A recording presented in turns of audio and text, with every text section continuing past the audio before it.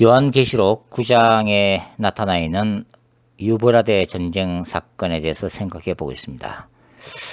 이 유브라데 전쟁 사건은 제3차 세계대전이 될 가능성이 높은 전쟁인데요. 오늘 두 번째 시간입니다. 유브라데 전쟁 사건은 근본적으로 첫째 화에 속하는 이 황충재앙 사건의 연속선상에 놓여 있다고 말씀드릴 수가 있습니다.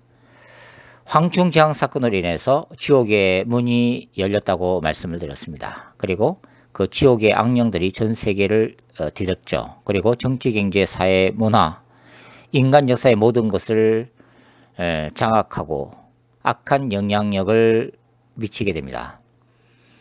이렇게 역사 속에서 지옥의 군대가 쏟아지는 이 황충재앙 사건은 뒤이어서 일어나는 유브라데 전쟁의 발발과는 밀접한 관계를 맺고 있다고 하는 것입니다. 이것은 인간들이 일으키는 물리적인 전쟁의 배후에 악령들이 존재하고 있음을 말해주는 요한계시록의 세계관이기도 합니다. 예를 들어서 요한계시록 16장 13절과 14절 이렇게 기록되어 있죠. 또 내가 보매 개구리 같은 새 더러운 영이 용의 입과 짐승의 입과 거짓 선지자의 입에서 나오니 그들은 귀신의 영이라 이적을 행하여 온 천하 왕들에게 가서 하나님 곧 전능하신 이의 큰 날에 있을 전쟁을 위하여 그들을 모으더라. 소위 아마겟돈 전쟁인데요. 바로 이 아마겟돈 전쟁의 본질을 악령들의 역사로 지금 설명을 하고 있는 것입니다. 황충재앙 사건이나 유브라데 전쟁 사건의 배후에는 바로 악령들의 역사, 사탄의 권세, 지옥 군대와 깊은 관련이 있다고 하는 것입니다. 그러나 요한계시록은 이 황충재앙 사건과 유브라데 전쟁 사건 배후에 지옥의 군대가 있는 것을 분명히 말하고 있지만, 즉 그 지옥의 군대가 인간의 역사와 인류를 공격하고 있음을 분명히 보여주고 있지만, 이러한 것들이 결국 하나님의 섭리 안에서 움직이고 있다는 것을 분명히 보여주고 있습니다. 즉 바로 이러한 사건들은 죄악된 세상을 향한 하나님의 부분적 심판에 속하고 있음을 요한계시록이 말하고 있기 때문이죠. 유브라데 전쟁 사건이 이러한 하나님의 역사와 섭리, 즉 죄악된 세상을 향한 하나님의 이 종말론적 거룩한 전쟁에 속해 있음을 분명히 보여주고 있습니다. 바로 유브라데 전쟁 사건의 시작이 하나님 앞 금제단 네 뿔로부터 나는 음성에 의해서 시작되고 있다고 하는 것입니다. 이 음성은 요한계시록 8장 1절부터 5절과도 밀접한 관계가 있습니다. 그래서 아마도 이 음성은 하나님의 명령을 받은 중보 기도를 맡은 천사의 음성으로 추측이 됩니다. 요한계시록에 기록된 모든 재앙들은 제가 거듭 말씀드리다시피 보좌에 앉으신 어린 양 예수 그리스도께서 7개의 봉인을 떼심으로 시작됨을 우리가 주목해야 합니다. 즉 인간의 죄악 때문에 이 땅에 쏟아지는 심판적 차원이라는 의미입니다. 따라서 유브라데 전쟁은 인간들의 죄악과 악령들의 역사가 결합된 그 결과물이라고 말씀을 드릴 수가 있죠. 그럼에도 불구하고 이 전쟁은 하나님의 종말론적 심판에 속하고 있다고 하는 것입니다. 그 대상은 제가 이미 말씀드린 바와 같이 신자들이 아니고 바로 불신자들입니다. 황충재앙에서도 재앙이 내려지는 대상은 땅에 거하는 자들인 어떤 사람들인가요? 이마에 하나님의 인을 맞지 아니한 사람들, 즉 불신자들로 나타나고 있습니다. 요한계시록 8장 13절 그리고 9장 4절입니다. 계시록 8장부터 18장까지 등장하는 7개의 나팔 재앙들은 본질적으로 죄악된 세상과 불신자들 그리고 그 배후에 역사하는 사탄의 권세를 대항하는 하나님의 마지막 때의 거룩한 전쟁의 결과인 것이죠. 하나님은 때때로 인간들이 죄를 회개하지 않을 때 그 악한 생각과 계획대로 진행되도록 내버려 두십니다. 이것을 우리가 신학적으로는 하나님의 유기라고 부르죠. 로마서 1장 26절부터 2장 8절에 나타난 개념입니다. 유브라데 전쟁은 회개치 않는 완악한 인간의 죄와 탐욕을 징계하시기 위해 하나님이 행하시는 유기적 사건인 동시에 적극적인 심판적 사건이라고 하는 것입니다. 유기적 사건이라는 것은 하나님이 지옥의 군대가 인류를 공격하도록 내버려 두신다는 의미에서 유기적 사건이고, 적극적인 심판적 사건이라는 것은 그럼에도 불구하고 하나님이 이 지옥의 군대를 사용해서 죄악된 세상을 심판하신다는 의미에서 바로 심판적 사건이라고 하는 것이죠. 그럼에도 불구하고 우리는 이 유브라데 전쟁이 여전히 인류의 3분의 1만을 심판하시는 부분적 지향 안에 포함되어 있음을 기억해야 합니다. 여전히 죄악된 인류는 마지막 심판대, 하나님의 그 심판대로 치닫는 그 과정 가운데 놓여 있습니다. 그것은 아직도 회개의 기회가 주어져 있는 하나님의 긍휼 안에 있다는 얘기죠. 이 유브라데 전쟁 사건은 넓은 의미에서 볼 때 종말론적 신자들의 기도의 결과이기도 합니다. 계시록 8장에 기록된 환상의 내용은 하늘의 번제단 곁에서 울부짖는 순교자들의 탄원과 땅에서 올라오는 성도들의 기도의 결과를 보여주고 있습니다. 바로 이 기도의 결과, 중보 기도의 결과로서 세상에 어떤 일이 벌어져요? 하나님의 준엄한 마지막 때의 심판이 시작되는 것입니다. 말하자면 유브라데 전쟁 사건 또한 이러한 신자들의 의로운 중보 기도의 그 결과로 이 땅에서 일어나는 하나님의 심판 사건이라고 하는 거죠. 그럼에도 불구하고 우리는 이 땅에서 일어나는 비극적 사건들의 원인을 모두 알 수는 없습니다. 왜 미국에서 일어났던 9/11 사건 같은 이런 재앙들이 일어나는지, 왜 한국의 세월호 침몰 사건 같은 불행한 사건들이 일어나는지, 우리가 어느 정도 정치적인 음모를 조금은 알 수는 있겠지만, 그러나 이런 사건들을 왜 하나님이 일어나도록 허락하시는지 이해할 수가 없다고 하는 것이죠. 우리의 삶 가운데 우리가 원하지 않는 슬픔과 고난의 사건들이 왜 끊임없이 일어나는지 우리가 다 이해할 수는 없다는 의미입니다. 우리의 지성과 지혜는 마치 고난당하는 욥의 상황에 대해 그의 세 친구들이 선입견을 가지고 욥을 판단하고 비판했던 것과 같다는 것입니다. 즉 제한된 어떤 한계를 분명히 가지고 있다고 하는 거죠. 우리는 욥을 직접 만난 하나님이 욥에 대해 왜 그가 고난을 당해야만 했는지 그 구체적인 이유에 대해서는 침묵하시고 창조주로서의 하나님의 영광과 능력만을 드러내시고 피조물로서의 욥의 한계만을 지적하신 바로 그 내용을 욥기 핵심 강의에서 이미 함께 나눈 적이 있습니다. 따라서 신자들은 그 어떤 상황 속에서도 오직 역사의 주관자이신 주님만을 신뢰하며 의지하라는 것이 성경의 가르침입니다. 이 모두가 오직 합력하여 선을 이루시는 하나님의 역사에 대한 믿음이 요구되는 종말론적 마지막 때의 징조인 것이죠. 그 다음에 우리가 살펴볼 것이 있습니다. 그것은 큰강 유브라데에 결박된 4명의 천사들의 정체에 관한 것입니다. 이 천사들은 빛의 천사들이기라기보다는 어둠의 천사들일 가능성이 높다고 말씀드릴 수가 있죠. 같은 요한계시록 안에서 이 결박, 헬라어로 데오라고 하는 단어인데요. 이 결박이란 단어가 사탄의 결박을 말할 때 똑같이 사용되고 있기 때문입니다.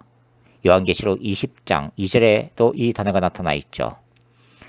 더 나아가서 본문에서 이들이 이끄는 마병대는 지옥의 군대로서의 상징성을 분명히 띠고 있기 때문입니다. 따라서 어떤 학자들은 이 천사들이 자기 처소를 떠난 그 범죄의 결과로 큰날의 심판 때까지 무저갱에 결박되었던 유다서 1장 6절이나 베드로서 2장 4절에 기록되어 있는 악령들로 보기도 합니다. 그러나 성경에서 말하는 이 큰 날은 주의 재림이나 최후의 심판날로 보기 때문에 재림 전에 일어나는 본문에 언급된 이 4명의 리더급 천사들과 나머지 악령들은 황충재앙의 결과로서 풀려나온 지옥의 군대 자체 또는 그 일부로 보는 것이 논리적이라고 말씀드릴 수가 있습니다. 헬라어 원문에서는 이 결박이라는 단어가 완료 분사형 수동태로 되어 있습니다.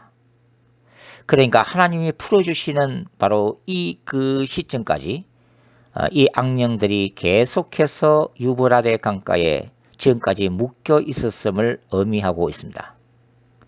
이 악령들은 마지막 때에 오직 한 가지 목적만을 위해서 결박되어 있다고 하는 거죠. 그것이 바로 유브라데 전쟁 사건을 일으키도록 하나님의 섭리 안에서 예정되어 있다고 하는 것이죠. 사도 바울 또한 데살로니가 교회에 보내는 편지에서 불법의 활동을 어느 특정한 시점까지 억제하는 성령님의 역할을 언급하고 있습니다. 데살로니가 후서 2장 6절과 7절 말씀이죠. 이들이 결박에서 풀려나온 시점은 하나님의 온전하신 섭리와 세계 역사를 주관하시는 주님의 카이로스 때에 이루어집니다.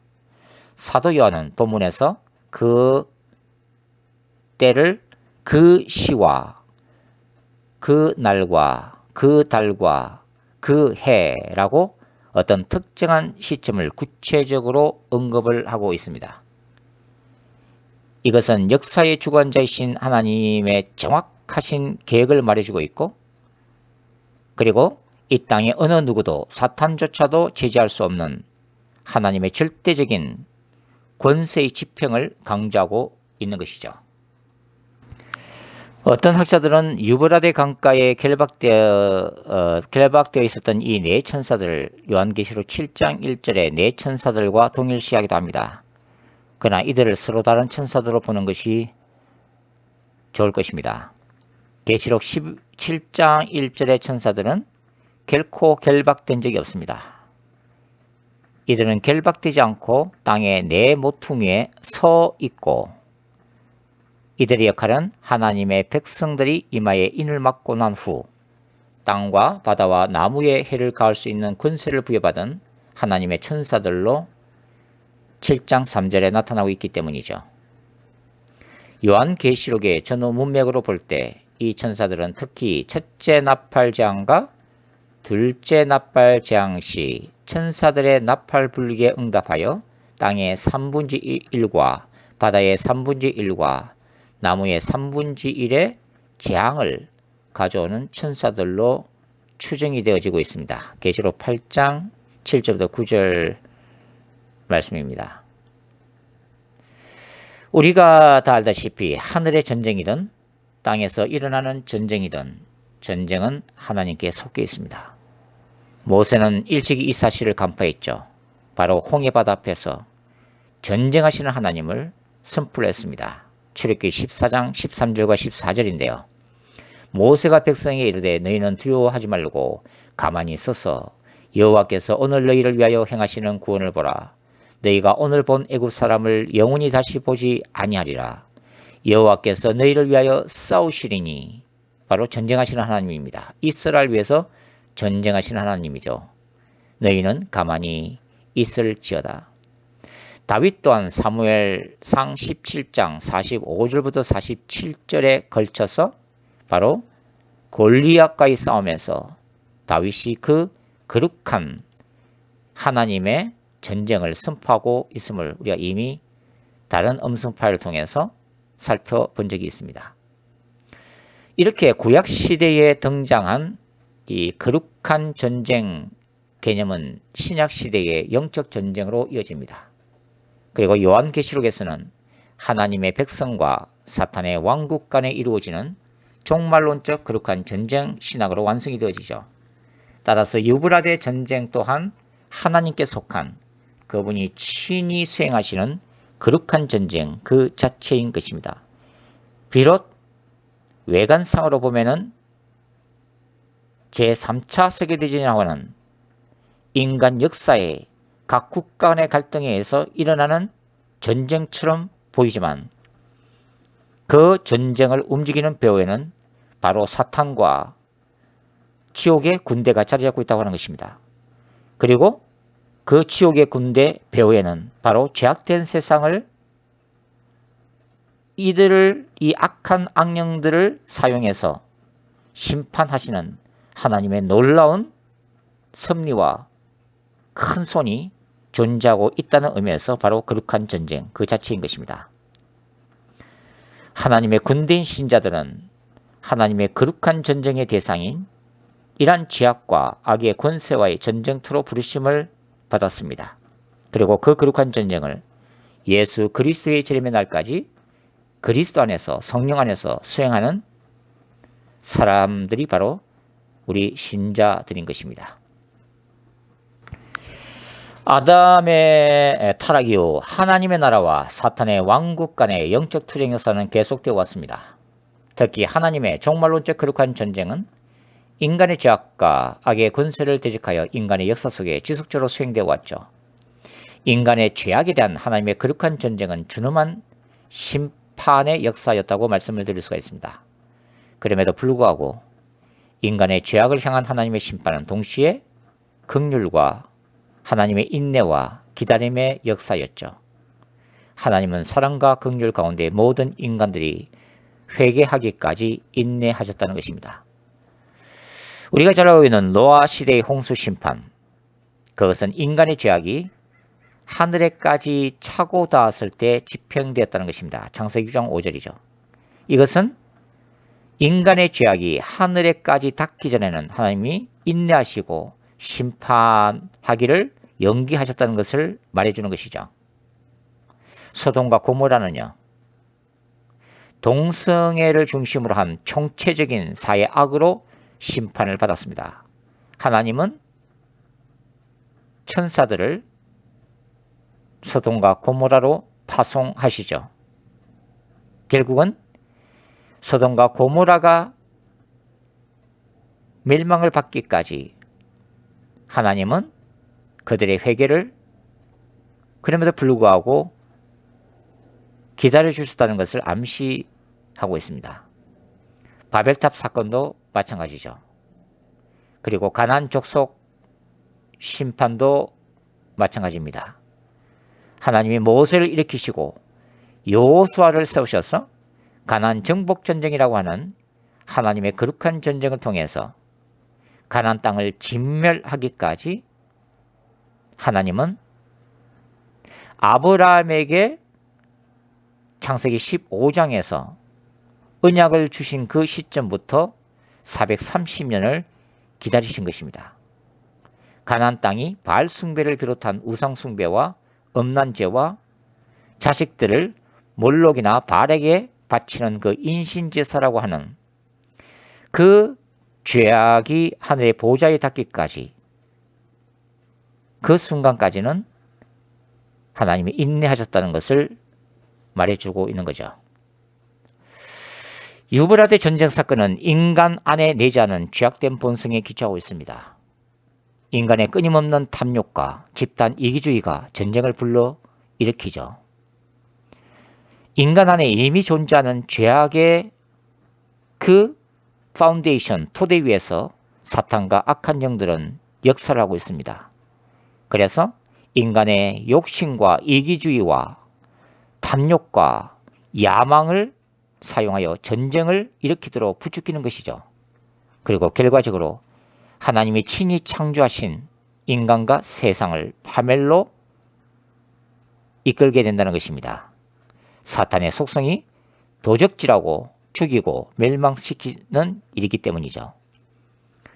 그러나 사탄과 지옥 군대의 인간을 향한 파괴적인 계획조차도 절대적인 하나님의 때와 권세 아래에서 움직인다는 사실, 저와 여러분이 기억할 중요한 진리입니다. 사탄은 인간에 비하면 탁월한 영적 존재이지만 그 또한 하나님의 피조물에 불과한 것이죠. 복음서는 사탄도 그의 전략에 있어서 혼란을 경험하고 있음을 잘 보여주고 있습니다. 예를 들면 처음에 사탄은 예수께서 십자가를 지지 않도록 베드로의 입을 통해 예수님을 유혹하죠. 예수여 그리하지 마옵소서. 그때 예수님은 베드로에게 이렇게 말씀하셨습니다. 사단아 물러가라. 너는 나를 넘어지게 하는 자로다. 바로 베드로의 입을 통해서 사탄이 예수님을 공격하고 있음을 예수님이 간파하신 거죠. 그러나 이러한 사탄의 전략은 예수님의 공생의 후반에는 바뀌게 됩니다. 즉 하나님의 아들 예수를 제사장들과 가로 유다를 통해 십자가에 못 박도록 역사를 하고 있다는 거죠. 사탄은 하나님의 아들을 십자가에 못 박음으로써 자신의 계획을 성공적으로 완전히 마무리 짓기를 원했을 것입니다. 그러나 놀라운 사건이 일어나죠. 바로 죽음의 권세를 깨뜨리는 부활 사건입니다. 이러한 하나님의 역사에 오히려 사태는 반전되고 죽음의 권세라는 최후의 보루마저 무너짐으로써 사탄은 십자가 사건에서 즉 하나님의 예수 그리스도를 통한 이 종말론적 거룩한 전쟁에서 결정적인 타격을 입고 패배하게 된 것이죠. 골로새서 2장 15절입니다. 결국은 이와 같이 악의 속성을 따라 움직이는 사탄의 계획조차 자신의 멸망을 향해 움직일 수밖에 없다고 하는 것이 바로 하나님의 놀라운 섭리 안에 놓여 있다는 것을 역설적으로 말해주고 있는 것입니다. 황충지향 사건에서는 하나님을 거역하는 불신자들에게 지옥의 고통을 맛보게 하는 영적, 심리적, 육체적 재앙이 임했습니다. 이 황충지향의 사건의 궁극적인 목적도 결국은 인간들이 그들이 영원히 고통을 맛볼 이 지옥의 고통, 그 지옥의 고통을 미리 맛봄으로써 회개하고 복음을 받아들임으로 그 지옥의 고통을 피하라고 하는 것이 주님의 궁극적인 목적이죠. 유브라데 전쟁 사건에서는 실제적으로 인간들이 육체적 죽음을 당하는 더 큰 재앙이 예고되고 있습니다. 전체 인간의 3분의 1이 죽는 엄청난 전쟁이죠. 하나님의 심판은 마지막 7채 나팔장에서 전 세계적 우주적 심판으로 확산되고 심화되고 있다는 점에서 전진적입니다. 그래서 요한계시록 8장과 9장에 나타나는 이 3분의 1 심판이 인류를 흔들어 깨우기 위한 부분적 심판이라면 마지막 7채 나팔재앙, 즉 7개의 대접이 쏟아지는 이 마지막 재앙은 말 그대로 예수 그리스도의 재림 바로 직전에 일어나는 전 우주가 파멸되는 마지막 심판이라고 하는 것입니다.